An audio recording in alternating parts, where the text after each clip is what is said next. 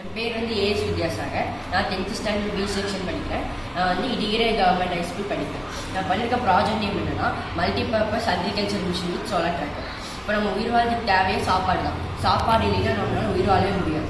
Agriculture தான் நாட்டோட முதுகெலும்பு. அதுக்காக தான் இந்த வந்து ப்ராஜெக்ட் பண்ணியிருக்கேன். இந்த ப்ராஜெக்ட்டுக்கு வந்து நான் என்னென்ன மெட்டீரியல்ஸ் யூஸ் பண்ணியிருக்கேன்னா Arduino Uno, bread board, solar panel, LDR sensor, servo motor, water motor, gear motor, wheel, battery holder, lithium battery, transmitter, receiver, அப்புறம் ஸ்விட்ச். இல்லை இந்த மெட்டீரியல்ஸ் தான் நான் வந்து இந்த ப்ராஜெக்ட் யூஸ் பண்ணியிருக்கேன். இந்த மிஷினை வந்து ஆப்ரேட் பண்ண ரிமோட் வந்து இதுதான். இப்போ நான் உங்களுக்கு வந்து ஒர்க் பண்ணி காமிக்கிறேன்.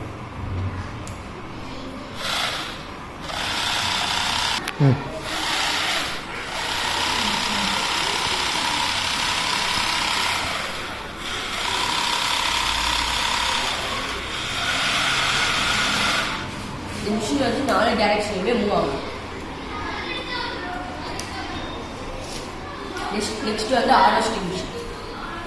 இந்த பிளேடு மேலே புல் ஏதாவது செடியோ புல்லோ படும்போது வந்து இந்த செடியை வந்து கட் பண்ணி விட்டுரும். நெக்ஸ்ட் வந்து உழவர்.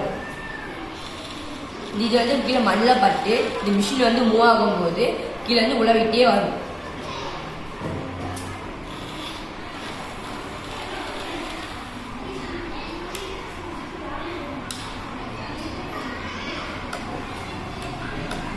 நெக்ஸ்ட் கீழே வந்து விதை போடுறது. இது மூலமாக வந்து கீழே வந்து மிஷினில் விதை போட்டுகிட்டே போகும்.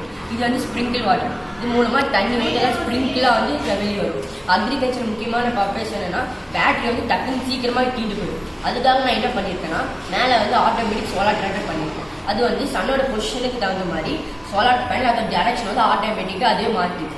அதனால நமக்கு நாள் முழுவதும் கிடைக்க வேண்டிய எனர்ஜி வந்து எப்பவுமே கிடச்சிட்டே இருக்கும்.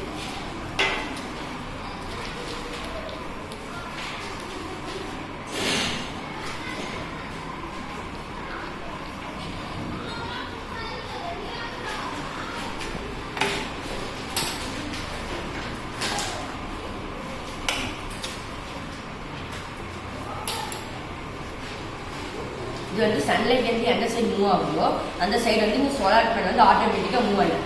அதனால் நமக்கு வந்து நாள் முழுவதும் கிடைக்க வேண்டிய எனர்ஜி வந்து அப்படியே கிடச்சிட்டே இருக்கும். தேங்க்யூ.